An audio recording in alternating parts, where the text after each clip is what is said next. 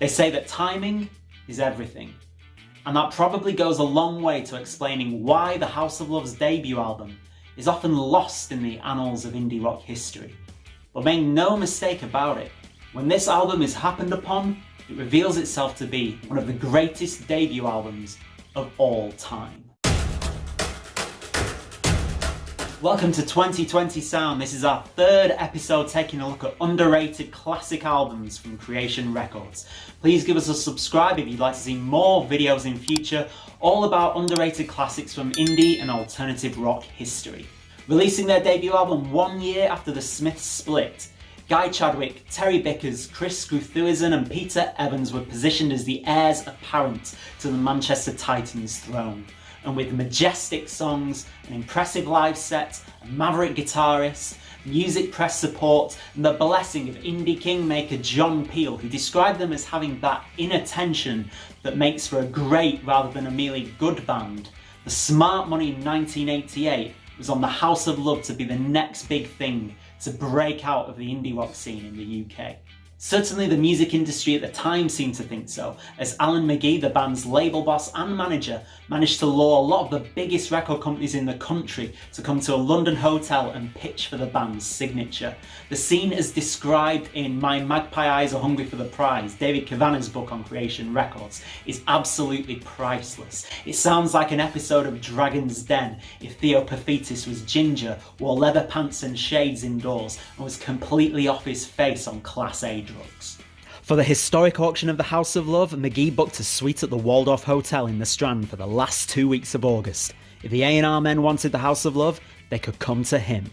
Phonogram, MCA, Siren, CBS and EMI were all granted early audiences at the Waldorf, the opulent surroundings of which did seem, as McGee had been hoping, to put a few of his guests off their guard.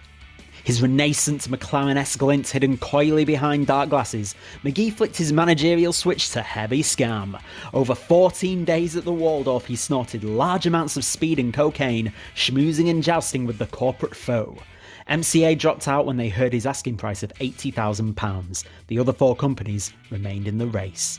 The head of A&R at Phonogram and the supremo of the Phonogram affiliate label Fontana, Dave Bates had steered clear of all the hoo-ha at the Waldorf, demanding that McGee come to his offices in New Bond Street. Bates wanted the House of Love for his Fontana roster. No ifs, no buts. On 7th of October, with a Fontana deal only days away, the House of Love played ULU. His self-belief at an absolute high, McGee celebrated by taking magic mushrooms and sitting up all night in his Notting Hill hotel, watching the television fly around the room. On 11th of October, the House of Love signed away their independence to Fontana and Dave Bates for £400,000. A huge amount for an indie band at that time. But even as they were putting pen to paper, everything had changed, thanks to ecstasy and acid house. It was 1989, and while the iron was still hot, it was no longer theirs for the striking. Another 4-piece from Manchester had overtaken them and was in the ascendancy. It's interesting to compare the Stone Roses' debut album to the House of Love's. Despite being released just 1 year apart, and drawing from a very similar palette of sounds and influences, one has become part of the British canon, while the other has become a cult favourite. Why is that? As difficult as it is to try and divorce yourself from everything you know about an album, the memories the songs evoke, the emotions, the umpteen different times you may have heard those songs, if you try and listen subjectively to both albums, out of the context that you know them in, then the main thing that differentiates them both is groove. Even pre-Fool's Gold, the Stone Roses were very much at home off the beat, on songs like Waterfall, Shoot You Down, and the instrumental climax to I'm the Resurrection. This likely tied them much more closely to the zeitgeist than Guy Chadwick's gang, particularly given everything that was going on in hip-hop at that time, and how the music was essentially being built around funk samples. The House of Love are much less danceable. With the exception of Road, maybe, which has a great swagger to it, most of their songs are rhythmically much more straight down the middle. It'd be interesting to imagine how the album would have been received had it been released maybe 5 years earlier, alongside your U2s and your Echo and the Bunnymen's, or 5 years later alongside the likes of Suede and the cusp of the Britpop movement, and whether that would have seen the band and the album's names written much larger in rock history. Because make no mistake about it, this is a great rock album. There's not a single weak song on it. Just 10 really well written, focused songs following in the footsteps of classic 60s psychedelic rock like The Doors, Love and Syd Barrett era Pink Floyd, and the more epic end of 80s post-punk. It's funny, when I think about the House of Love, I often think about them in terms of them being the U2 that never were, as The Guardian once described them. But U2 built a career on crafting humongous sounding choruses, whereas for the House of Love, really it's the special moments in between the choruses, especially on this album, that really make this band special for me. That's not to do their choruses a disservice though. There are some fantastic choruses on this album. Happy, for instance, is just a really fun sing-along. So glad I swam through your ocean. And Sulphur's chorus just soars. It's a truly stadium-sized moment. Nothing is here to say.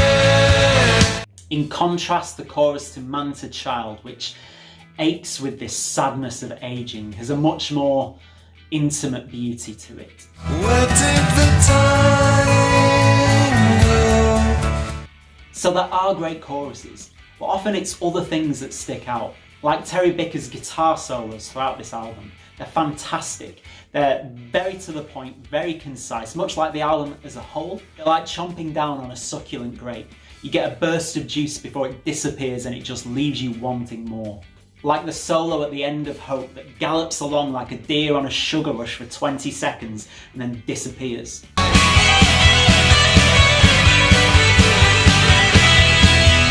Or like the incredible sky-scraping howls before the final verse of Touch Me.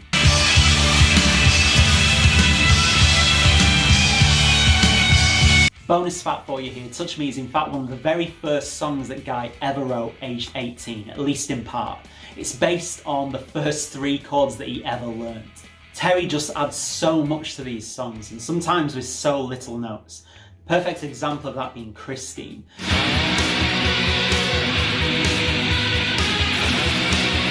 Christine was the first song I ever heard by the House of Love, and I heard it on, of all things, a Stone Roses VHS documentary that I had in the 90s. And on this VHS was a snippet of the show Rapido, where they were interviewing the band and talking to them about following in the footsteps of the House of Love. And they had a snippet of Christine on that video. Now clearly they didn't have the rights to the full song, so you only heard about 5 seconds of Christine. But those 5 seconds were enough to just absolutely enthrall me. And it was the sound of Terry Bickers' 2-note guitar part.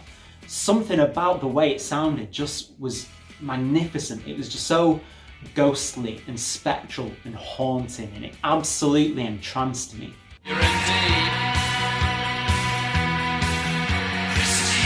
And that feeling is amplified by Guy's vocals. His vocal is very low and very intense and backed up with these spectral sounding backing vocals that just make the song sound even more unnerving.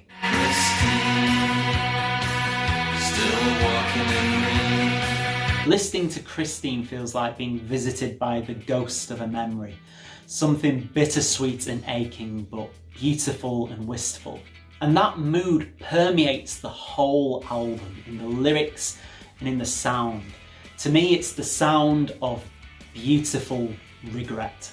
The way he layers his vocals just works really well throughout the whole album. As far as I can tell, he does his own double tracking and his own backing vocals, and it creates a wonderfully rich sound. The most beguiling example being Christine, but there's some other great examples on there too, like the harmonies that start and run through the choruses of Fisherman's Tale.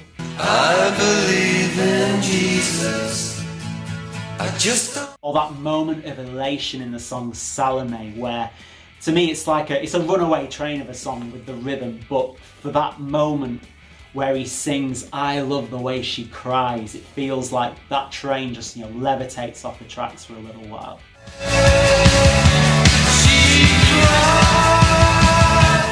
Guy's vocals are a commanding presence throughout this whole album. They say that someone who speaks rather than shouts commands more respect, and that very much feels like the case here. He often spoke of being inspired by Lou Reed and the Velvet Underground, and I think you can hear that in the way he sings. They're still very much sing-along songs, but there's a certain conversational style that's going on here. if those conversations, of course, were taking place after taking quite a lot of drugs. The lyrics are very trippy, very stream of conscious sometimes, but they result in some really vivid, memorable lines. Lyrics like, hope is a word that you say any day. It's a dream and it screams in your head.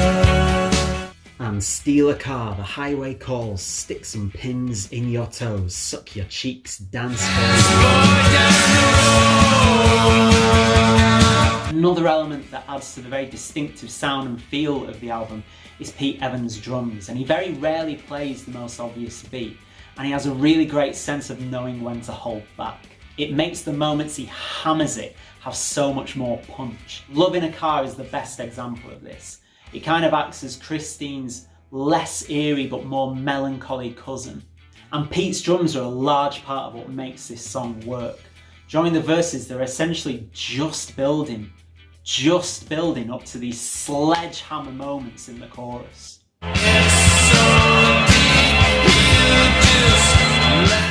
There are few drummers who would have the patience to do something as minimalist as that. That approach works across the whole album. The song structures, the arrangements, the instrumentation, everything is just incredibly tastefully done, which isn't a word you associate with rock and roll and sounds like damning praise. But what I mean is, everything has its place and serves a function, and serves it fantastically well. There's no waste on this album. There's no overindulgence. They've trimmed the fat. And the recording reflected that. They recorded the bulk of it in just 3 days with Pat Collier at Greenhouse Studios. And in total, the album runs only around half an hour long.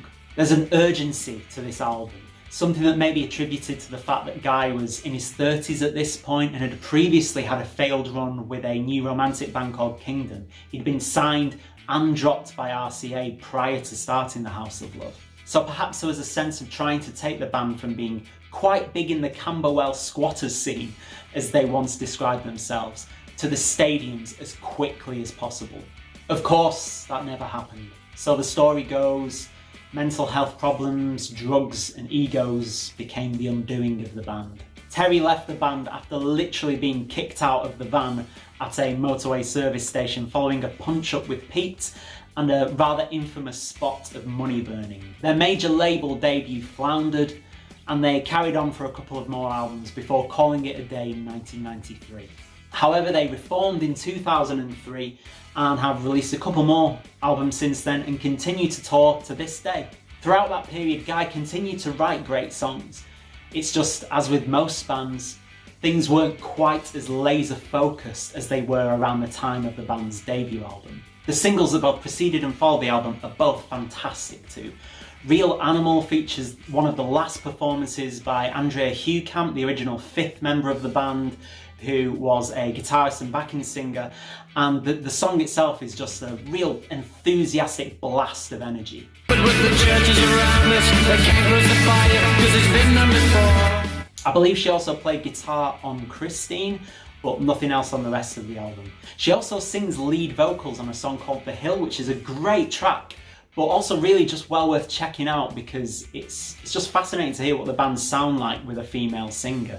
It's a very different kind of feel. Are you watching me now? And Destroy the Heart probably encapsulates everything that is great about the band and the album in 2 minutes and 42 seconds, combining brooding vocals, vivid lyrical imagery, glorious guitars, bursts of dynamic energy, sways of psychedelic noise. It's just the best thing they ever did, for my money. Yes, I need her more than I need her. Would things have turned out differently had they stayed with Creation rather than signing with Fontana? I think by signing to Fontana, certainly at that time, it was a bit of a blow to their credibility. I think there was a sense of them selling out, so to speak. Had they stayed with Creation, they could have probably cemented their reputation as being one of the godfathers of shoegaze. I'd say it's fair to say that they clearly had an influence over the sounds of people like Ride and Slowdive. Who knows? But at least we have this one perfect encapsulation of them at the raw peak of their powers, and one of the best debut albums I've ever heard. Thanks so much for watching. Let me know what you think about the House of Love's debut album in the comments. If you like this video, do please give us a like, and do please subscribe if you'd like to watch more videos all about underrated classics from indie and alternative rock history.